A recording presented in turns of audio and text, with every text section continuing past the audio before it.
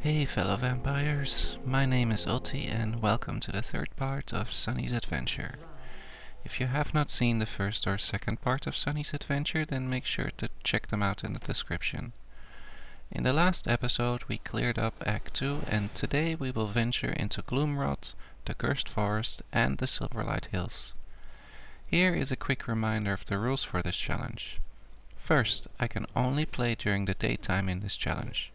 I cannot outlevel any V-Blood that I'm fighting, and I have to fight every V-Blood out in the open whenever possible. Today our adventure will first lead us into Gloomrot, where 3 bosses await us. In our previous episode, Domina has killed us a few times when we were level 50, while I was farming some scrolls, books and silver coins. This time I was level 59 and even managed to find a high percentage brute blood, taking me to level 60. I wanted to fight Domina in the open, just like Keely in the first episode, and avoid all the buildings in Rustlock village. It made the fight a bit trickier, however I got my vengeance and she fell quickly. Just north of Rustlock village lie the pools of rebirth, and here our second boss of today awaits. Angram is not one of my favorite bosses in the game, and he is usually a hit or miss for me. I started the fight realizing I had the wrong spells. I changed them quickly and still got annihilated by Angram. It wasn't even close. The second attempt went a bit better, however I accidentally pulled some trash and they made quick work of me. 3 times lucky then? And even though it was a struggle and some trash respawned, I managed to kill him with not much health left. Like I said before, this is one of the bosses that I really dislike and I don't do so well. Anyway, there is one boss left on this first lap before going back to base, and that is Ziva. I decided not to clear up the camp since my bags were pretty full, which led to a small battle in Ziva's building with a whole bunch of trash. It was fun, but probably it would have been easier to fight my way to it. Ziva is a boss you cannot fight outside, and even though I changed my spell midway through the fight because I thought Frost Shield would be OP for her Gatler gun, which by the way kinda was, she went down pretty smoothly without much issue. Afterwards I took the Gloomrot tunnel to get back quickly to Farbane and empty my bags inside the base. Now it was time to take out every boss in the Cursed Forest apart from Behemoth. However, on our way to the Cursed Forest you pass by Graceful Village, where Wilfred the werewolf is located. And here is the exception to my first rule. You see, you can kill Wilfred super easily in the sun, as you can see here. However, he does not unlock anything if you kill him in the sun. Therefore, Wilfred is the only boss in the game where I will allow myself to quickly dispose of him in the night time. It would be super frustrating to go to the silver mine in Silverlight and not have the big silver resistance potion, which is really the only reason I would like to kill him. Anyway, I would have to wait for him to respawn, and I figured I might take him out on the way back. So I headed into the Cursed Forest and slowly made my way to Ben. The only real reason for you to die on Ben is trash mobs, and since we need pristine hides, which we cannot farm due to the fact that we cannot kill werewolves, and we need silkworms, it just doesn't hurt to kill everything you see on the way towards him. After I found him, there were a bunch of enemies around, and I just left Ben to reset and kill the trash. This just makes the fight a ton easier and well worth the extra few minutes not risking death. After the trash was taken care of, it was not hard to take out Ben and craft the Shroud of the Forest. After I made my cloak, there were just a few bosses left, and I first went to Cyril the Cursed Smith since I was right next door. The back area where she is covered in shade, however it is possible to pull her beyond the 2 houses right in front of her, where the permanent shade ends. I wanted to kill her here. However, on the first attempt I accidentally pulled her too far back and she reset. Something I would have to keep in mind for the second attempt. Even though fighting her here is a lot trickier since you limit yourself so much with space, and the fact that you gotta be careful for resetting her, and even though I almost died, I still managed to kill her. Now there were 3 bosses left to go, and first up was Falrod. If I choose not to clear the village, I like to fight Falrod right next to the single house on the west side of the village. There's some shade here, but also plenty of sun, and you don't have to deal with any trash. Even though I took some unnecessary damage, Falrod fell on the first attempt. She's not really that difficult when you take good care of the banshees and you do not get hit by her abilities. Afterwards I went for probably the trickiest boss in the sun in the cursed forest, Albert the Frog. Albert is already quite an annoying boss, not difficult, just annoying. However, his den is fully open to the sun. Only on the edges you can find a little bit of shade, and just like Terra in the last episode, it is gonna be a tricky fight. However, I had a 94 creature blood, which is really helpful in this challenge since it gives you sun resistance. And even though the shade was limited, I took care of him fairly simple. Just one more boss left in the cursed forest, and this time we take care of another animal. It's time for the Spider Queen, Ongura. She cannot be fought outside of her platform, which is in a cave, so the sun was no issue here. Therefore I decided to engage her with all her eggs up. If you do this fight and you keep the eggs up, you make the fight a ton harder, because with her abilities she will break the eggs, which can spawn extra spiders. So if you ever struggle on her, make sure to destroy all the eggs on the platform and there will be far less ads to deal with, making the fight significantly easier. Anyway, she fell on the first attempt, and now I was gonna go back to the werewolf village where Wilfred was respawned. You saw me already spank him in the sun, however that does not unlock anything. And since I really want that silver resistance potion for the silver mine, I just killed him quick in the nighttime. He can be quite annoying, therefore I normally play with double shield on him. However, this time I chose not to, making it a little bit harder. But he went down fast, and after he died I set the day straight back to the sun again. Now I had to wait for some pristine leather and silk to be created for me to level further up. I decided that even though I was 61, it was time to head out to the silver mine instead of waiting around. I got my silver resistance potion and mined all the silver I could carry, while also deleting all the boxes in the mine to get free reinforced planks.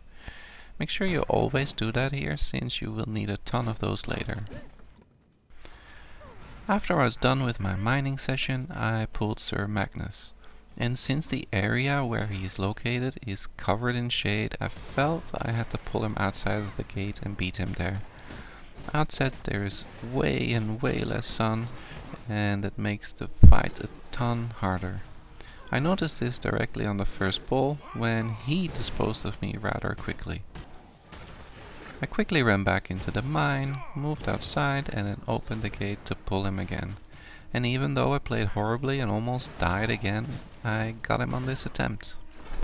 The next boss on the list would be level 70, and since I was still level 61, it was time to upgrade my gear. On my way back to base, I quickly went through Gloomgrot because I knew I did not have enough mutant grease for the pristine leather I needed. I made myself some new armor, and this brought me up to level 65. And I decided I did not want to wait for the dark silver to be refined, since the refinement speed without the roof and the lack of walls is terribly slow. So I made my way to Baron de Bouchon the Sommelier, and as luck might have it, there was 100% scholar blood right on the bridge when you enter the grape fields. The Baron is another boss that cannot be fought outside in the sun. I think he's one of the more fun bosses to fight in the game, however not too difficult once you know how to deal with the barrels. I took him out on the first attempt. With my 100% Scholar Blood, I knew this would be the best opportunity to kill the hardest boss of today's episode, namely Morian the Harpy. For this boss, I mostly have to rely on clouds to find enough shade. There's just a couple of very tiny trees that hardly offer any shade, and I knew this boss was going to be a nightmare to take down. On the first attempt, I died when the boss was around 50%, and most of the damage I took was from the sun. I wanted to make the most out of my Scholar Blood, so I ran back fast and pulled another time, and again most of the damage I took was just because of the lack of space. Again the boss was around 50% and I did not know if I could do anything different. I had a little bit of blood left and went for attempt number 3, and this time I drank a sun resistance potion. I got really close. She got around 15% health left, however the same thing was happening again. There was too little space to avoid the enemies and too much damage taken from the sun. Also, I was still 5 levels down on this boss, and I thought maybe I should just go back to base and upgrade my weapon so that I could also be level 70. However, I still had not got enough dark silver yet to make it, and I would have to wait at least another 10 minutes because of the crafting speed. And I was impatient and did not want to wait for the boss, so I teleported to the closest teleporter to the boss, and there was a spider there with a 65% blood percentage. Creature blood is really handy in this challenge, since it gives you sun resistance, and sun resistance allows you to stay out longer in the sun without taking damage. I hope that this would make the difference, and this is what happened. Even though I could show you parts of the fight, I think this is a fight worth seeing as a whole. So here you go, I hope you enjoy this battle.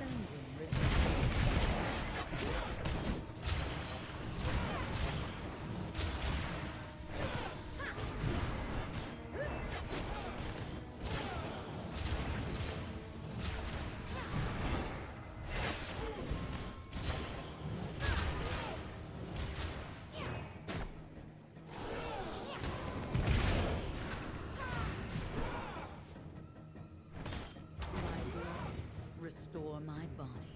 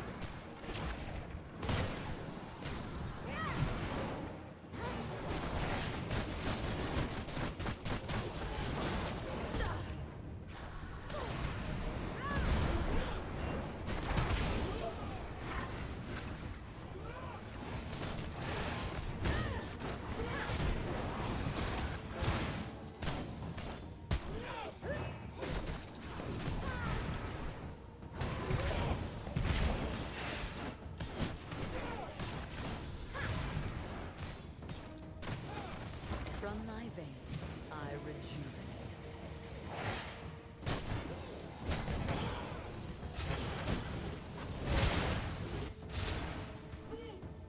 My blood, restore my body. As you saw, I took a lot of damage in the beginning, however I managed to hang in there with the help of some clouds and she went down. Now it was time for the final boss of today's episode, Merwin the Elementalist. Another tricky boss, however, she has way more shade to work with than the previous one. And even though I messed up a lot in the beginning, taking a lot of unnecessary damage, again I managed to hang in there and defeat her on the first attempt. Afterwards I went back to base, and this time the Dark Silver was ready and I got myself to level 70. And this is where today's episode will end. Next week the last episode will come, and I can tell you already there's some tough challenge ahead, and we will get to see if I can beat V Rising while only playing in the sun. I hope you enjoyed this episode. If you did, leave a like, a comment and subscribe to our channel, and then I hope to see you next week for the final episode of Sunny's Adventure, or maybe on Tuesday for a new castle tour video. Hope to see you then. Bye bye.